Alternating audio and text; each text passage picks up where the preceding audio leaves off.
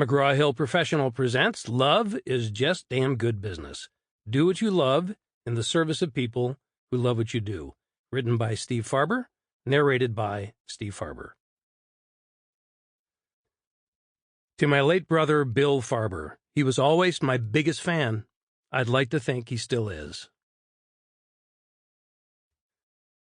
Forward. My friend Steve Farber will tell you that when love and business are combined, the results are just damn good. I completely agree and have seen this principle in action. As the CEO of TriNet, a $3.5 billion publicly traded company that provides human resources expertise to thousands of small and medium-sized businesses across the United States, I can relate to everything Steve so passionately discusses in this book. In my experience, love is a difference maker. It brings an authenticity to a company's culture and makes leaders more human and more effective. The right mix of love and business directly translates into how customers feel when buying our goods and services. They feel valued, and, in turn, they are loyal. I love the influence I can have on my team of more than 3,000 employees and investors who believe in me, and the positive impact we collectively have on our valued clients. As CEO, it is my personal responsibility to ensure that the TriNet team is aligned and working together toward our goals and objectives. Motivating people is a critical part of being a leader. Everyone wants to feel that they are part of something. And Steve's methods perfectly demonstrate how to cultivate love and allow every individual in the company to see his or her part in the bigger picture. When I first met Steve, there was an immediate connection because of his wisdom, authenticity, and exuberant passion to improve people's lives. At the time, he had just published The Radical Leap, and I fell in love with the concepts in that book. Now, in Love is Just Damn Good Business, Steve puts the construct of love in a business context into a consumable, measurable, and verifiable method that will help companies grow and succeed. This book is for managers, leaders, and anyone in business who's motivated to accomplish big goals. The examples Steve provides are 100% authentic, undeniable, and proven. They underscore that love is more than just a nice idea. It's the foundation companies need to be successful. Love really is good business, and Steve has laid out a clear and important roadmap for how to translate love into success for your business and your career. I look forward to seeing what he does in the next chapter of his leadership journey, and I have no doubt, whatever the result, I will love it. Burton M. Goldfield, CEO of TriNet. Preface: How I Came to Do What I Love. There was a time in my adulthood when I wasn't doing what I loved. Like all too many people on this planet, I spent years floundering through life with no particular sense of direction or purpose, or at least not one that would enable me to support a family. When I was a younger man, I knew exactly what I wanted to do. I had been playing guitar since I was 13, and if you had asked me in my late teens and early 20s what I was going to do with my life, my answer would have been obvious: play music, write songs, and perform. I got married at 23, and that marriage came with a huge bonus, my first child, Angelica. By the time I was 24, my son Saul had joined the clan, and at that point I discovered that being a musician and, how do I put this, feeding people were mutually exclusive ideas. Like a gunslinger hanging up his revolver, I hung up my guitar, and I started trying to provide for and raise a family. That's when I got into business and eventually came to discover that I was an entrepreneur. Giving up music, however, was extraordinarily painful. I felt like I was grieving the death of a dream. Music had been such a huge part of my personality. It was part of the way I had connected with people and shared who I was. It was what I loved to do. Giving it up as a professional pursuit was so painful that I just stopped playing altogether. At the same time, however, I began to pursue a new, deeply fulfilling dream: fatherhood. I loved my family, I loved my kids, and I got deep gratification in bringing home the paycheck on the all-too-occasional times when that happened. My first real job was in the commodities futures business. It was a straight commission gig, so it was feast or famine. That taught me a lot about entrepreneurship, because it was really up to me to keep my boat afloat, a lesson that has served me well ever since. Discovering and growing into my natural entrepreneurial inclinations, I soon opened my own brokerage shop, which meant I paid myself a salary, but only if the company created the income to allow it. That was my baptism of fire into the world of business. It's where I learned about hiring people and motivating them to be productive, about marketing, about the stress and pressure of having to make payroll when other people are depending on you for the money to feed their families, and all of the various and sundry things every entrepreneur has to learn. I learned very quickly and painfully. Ironically, the main thing I learned was that even though I loved the game of business, I hated that business. From the outside, it looked pretty cool, the classic American dream. I had my own company and great employees. I was my own boss. I had kids, a house, a car, a dog, and all the middle-class trappings anyone could hope for. The problem was that commodity futures is a very speculative investment, so our clients lost their money left and right. This led me to have a moral dilemma with my own business, and I just flat out hated it. It's one thing to have your own business. It's quite another to despise it. So, to recap, in a very short span of time, I got married and had kids, which raised the stakes in terms of responsibility as a provider. I gave up music, which caused me grief. And I got into a business that I hated. There was no music. There was no joy in going to work. And this was all before I was 30 years old. Then came a series of pivotal moments in late 1988, early 1989. My growing family and I were still living in the Midwest. By then, my younger son, Jeremy, had arrived, so I had 3 kids. My business partner had welched on a $25,000 funding commitment, and consequently, my business went down in flames. I was offered and accepted a job across the country in exciting San Francisco, but it was in the same industry, which, of course, I still hated. This was someone else's company, however, so the task of making payroll fell on his shoulders, not mine. For me, it was a new chapter in a new setting and a chance to start over. Sort of. On my lunch break one day, I found myself walking around the financial district of beautiful downtown San Francisco. And even though I felt the excitement and promise of the place and the opportunities it represented, I was still totally, utterly, unequivocally miserable in the grueling, soulless work that I was continuing to grind out every week. I knew 2 things with equal, crystal clarity. 1, I had no doubt that there was something I was supposed to be doing on this planet. And 2, I had absolutely no blasted idea what it was.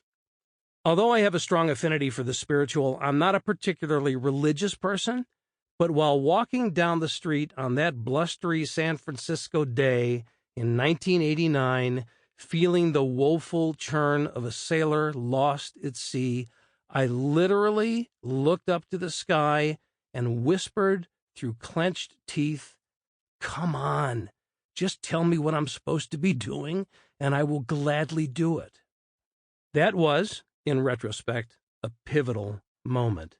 I had acknowledged that longing voice in my heart that says, I have purpose.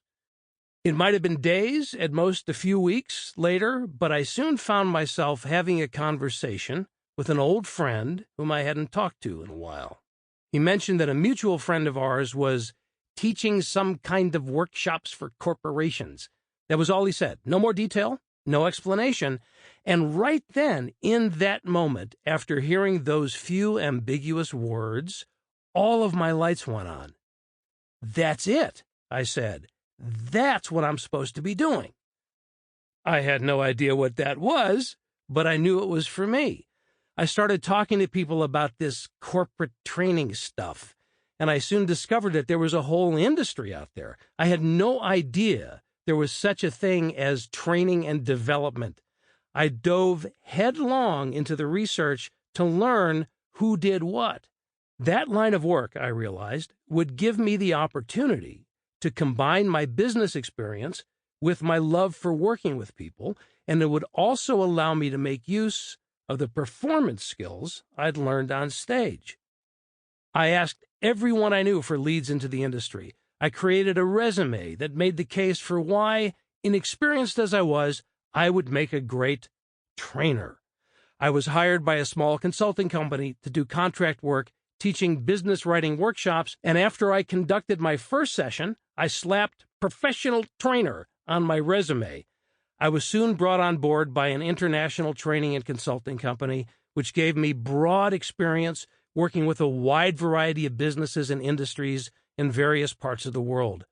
A few years later, in 1994, at the ripe old age of 36, I was hired by the famous management guru Tom Peters, and I met my mentors Jim Kouzes and Terry Pierce. As a vice president in Tom's company, I learned about leadership at a very deep level and worked with senior executive teams across the business spectrum. And guess what? I loved this work. I had found my purpose. Over the years in my time at the Tom Peters Company, my experiences in the trenches with clients, as well as my immersion into the collective bodies of work of Tom, Jim, and Terry, helped me develop my own point of view, my own leadership voice. And there was one strong, unwavering, unrelenting conclusion that I came back to again and again. My personal quest to find meaningful work that I love to do was not unique, nor was it arbitrary. It was, in fact, a crucial, universal principle. Love is the core of great leadership, and it's at the foundation of any thriving, competitive business. I left the Tom Peters Company in 2000 and published my first book, The Radical Leap, in 2004. Leap was followed by The Radical Edge, and then Greater Than Yourself. Now, in my early 60s, having traveled the globe to work with and speak to tens of thousands of people over the years, I can wholeheartedly say that I'm doing what I love in the service of people who love what I do. The insidious idea that we have to sacrifice one part of ourselves to nurture another is false. Our ideal state is to be successful in our business ventures, to amplify personal joy and meaning in our lives, and to change the world for the better, all at the same time. These are not mutually exclusive ideas. You don't have to be a jerk to make money. You don't have to sacrifice money for joy, and you don't have to be a martyr to change the world. Love it all. That's where your success as a human being will come from. My advice to you is this: be totally unapologetic for the money you're earning. Be totally unapologetic for the joy you're experiencing. Be totally unapologetic for the impact you're making on the world for the better, but aspire to do all of them. That's what we're built to do, in my opinion, and that's at the very heart of why I believe love is just damn good business, because love is the secret sauce that makes it all possible. I wrote this book so we could explore that together in a way that's different from my previous books. Those were works of fiction, business parables based on my experiences.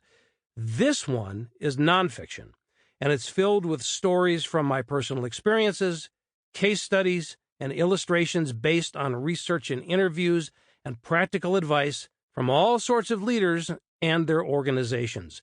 They paint a picture of why love is just damn good business and how to make it damn good for your business.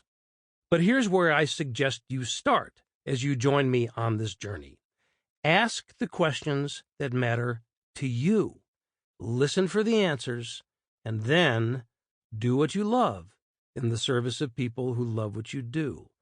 I hope this book will serve you well in that endeavor. Chapter 1. Love is a hardcore business principle. Deal with it.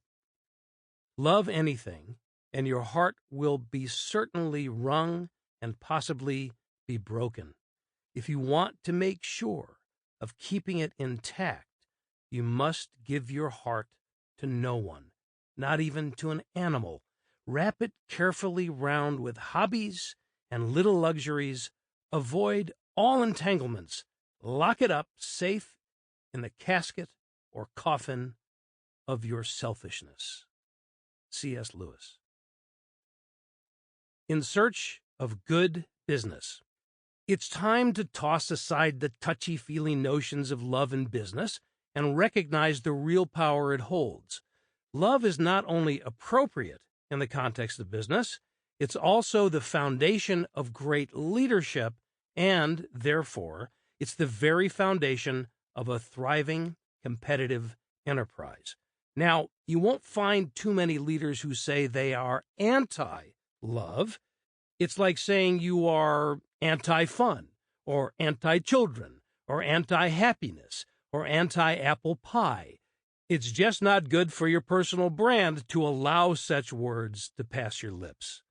But you don't have to look far to find leaders who, by their actions, if not by their words, don't believe love should have a chair at the boardroom tables of business. If you sit in on a board of directors meeting or an executive strategy planning session or just about any other high-level leadership gathering, the last word you're likely to hear is love, even among those leaders who are sincerely motivated by it. Poets write about love, musicians sing about love, clergy preach about love. Business leaders, they talk about profits, market share, growth potential, innovation, sales data, return on investment, competitive analysis, business stuff. And it's all vitally important. But here's what I'm telling you. Love isn't just a concept for the soft side of leadership. Love, my friends, is just damn good business. What exactly is good business, you ask? To find out, I turn to the ultimate source of information in the universe, Google. With a few strokes on the old keyboard, I quickly learned that clean business is good business. So is good health, being human, good user experience, sustainability, and good design. And that was just on page 1 of my search. Page 2 added smart giving, doing good, and responsibility. Curious, I continued. A second chance for ex-prisoners? Good business. God's business, according to a 1974 episode of the television sitcom Good Times, is also good business. The same goes for hiring veterans, education, empowering women, paid family leave, food safety, and diversity. Turns out, lots of things are good business. Not listed on the first several pages, however, were some pretty basic concepts in business. Good record keeping didn't pop up until page 5. Good service showed up on page 9. And what about making a profit? Seems pretty important to a good business, right? 10 search pages in, and never a reference to that one. I guess that's pretty obvious, so no one feels compelled to write about it. If you want to sell your business to some other business, then branding what you sell as a good business appears to be a popular strategy. Maybe that's because there's lots of interest in what it takes to run a good business. After all, bad businesses don't tend to stay in business, and no one is in business to go out of business. So when I tell you that love is just damn good business, am I just adding to a long list of things that are good business? By no means. Love is far greater and far more powerful than just another thing that is one part of a good business. It is the thing that makes all the other things either possible or more powerful. It's the starting point from which good business begins and the fuel that drives it toward a meaningful destination. It doesn't matter if you measure a business strictly by its profits, by its social impact, or by some combination of the two. Love is just damn good business. I'm going to go out on a short limb here and suggest that many business leaders, perhaps even most of them, don't really understand how love fits into business and why it really matters. Leaders often don't prioritize love as a business concept because love isn't something they can measure. If they can't measure it, they were taught in classic Peter Drucker style, it can't be managed or improved. Measuring the results of love on your business, however, isn't as difficult as you might think. In fact, Mara Klemich, who has a PhD in clinical neuropsychology, has led a team that spent nearly 20 years researching what drives effective behaviors. She and her husband, Stephen Klemich, have used that research to create and validate a love-centric heart styles assessment that measures the effectiveness of 16 key thinking styles. Their findings have shown that pride or fear, both of which are self-promoting and self-protecting, are at the heart of 8 ineffective thinking styles. They are at the root of behaviors characterized as sarcastic, controlling, easily offended, or dependent. Do you want those in your leadership or in your organization? Of course not. Instead, you want the 8 effective thinking styles, which, surprise, surprise, result from humility and love. These styles are authentic and reliable, and they create personal growth, encourage others, demonstrate compassion, and lead to growth in others. The Klemich's Life Indicator Assessment describes where you are along a scale of effectiveness. Measuring behaviors and the thinking styles that drive them will help you manage and improve them. In other words, if you are aware that your behaviors are driven by prideful or fearful thinking, you can take corrective action and work on behaviors that are driven by humility and love. Those behaviors are not only nice to have, they are also more effective. Reactions to love.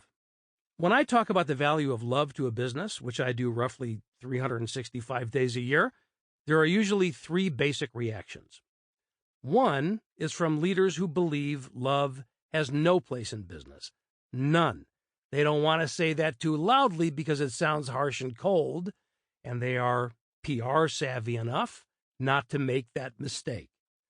But when it comes right down to it, they believe business is brutal and that decisions should be driven primarily by logic. Love, they reason, is an emotion, and according to Tina Turner, a second-hand one at that. The idea of incorporating love into the mix does nothing but clog the gears of progress with sentimental hoo-ha that stunts growth, decreases revenues, and slows profits. Even if these leaders agree in spirit, they reject the idea in practice. They think it is idealistic, naive, and impractical. So they don't spend much time cultivating love at work.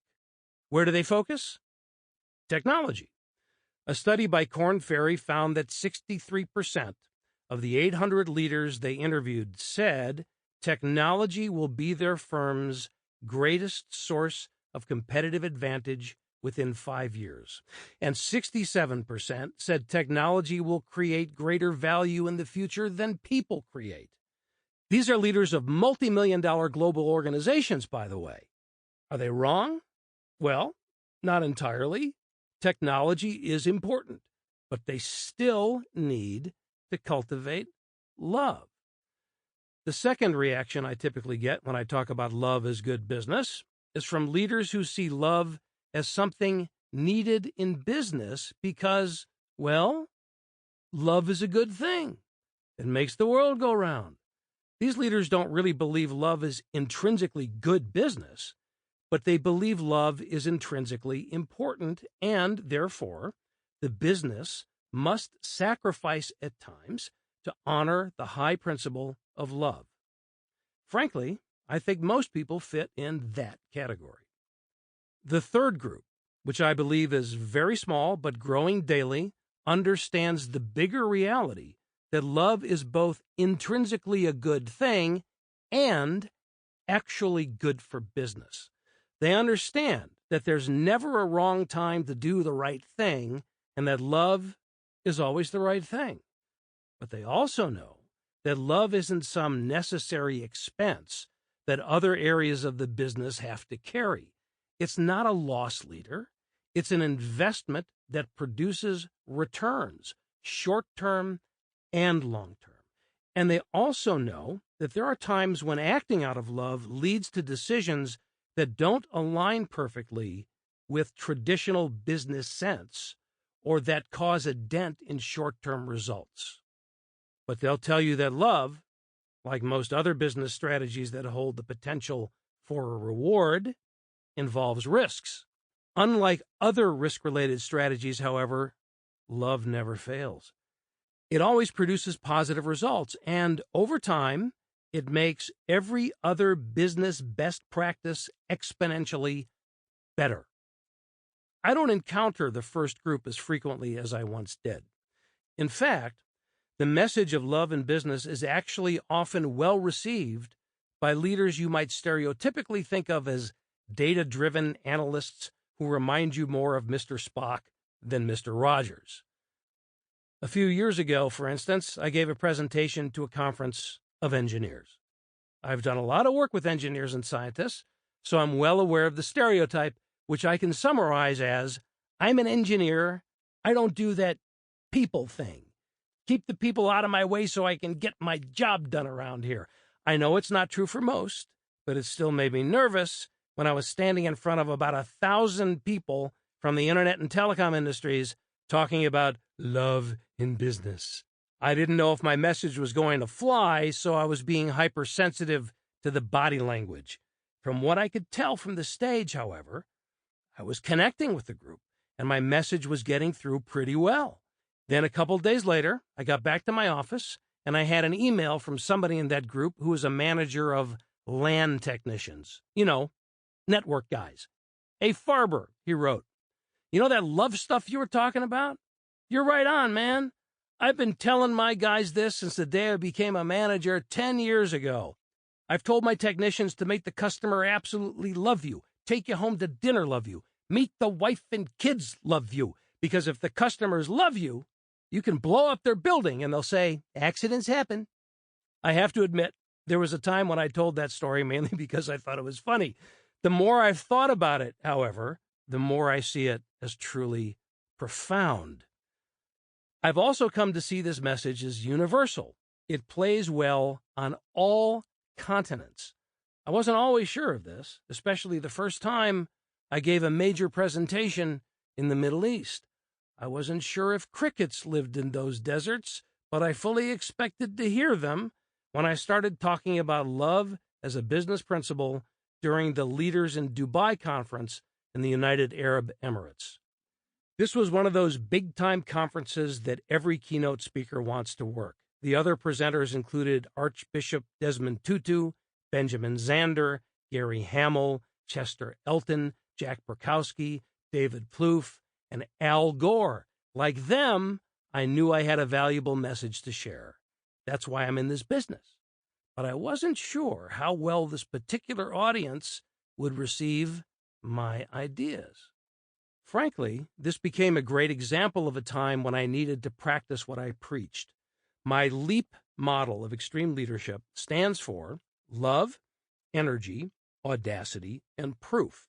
And it felt a bit audacious to speak to these hardcore business leaders about why love should be a core component of their strategy. Given their cultural business norms, would they buy what I'm passionate about selling? But we ended up having a lively debate about the role of love in the workplace. There was a point when I felt sure I had lost them, but that was never really the case. The response was respectful and engaged. The discussion was stimulating, and the people were warm, friendly and gracious. No crickets. I had a similar experience in... Sample complete. Ready to continue?